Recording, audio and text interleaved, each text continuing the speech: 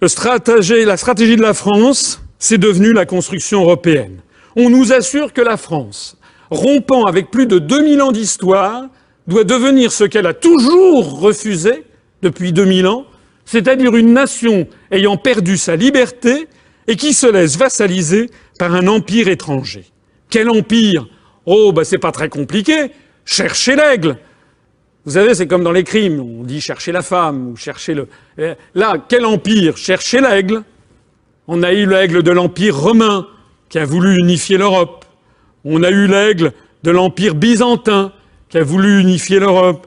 On a eu l'aigle du Saint-Empire romain germanique qui a voulu unifier l'Europe.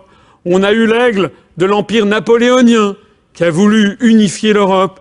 On a eu l'aigle du Deuxième Reich bismarckien qui a voulu unifier l'Europe.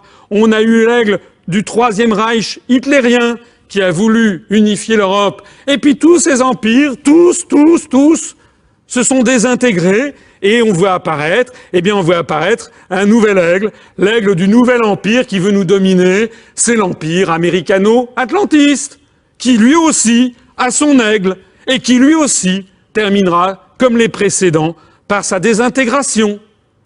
Et nous pouvons en être sûrs, puisque toute l'histoire nous le donne raison. La seule question qui se pose, c'est celle que je posais à la fin de mon premier chapitre. Encore combien de temps?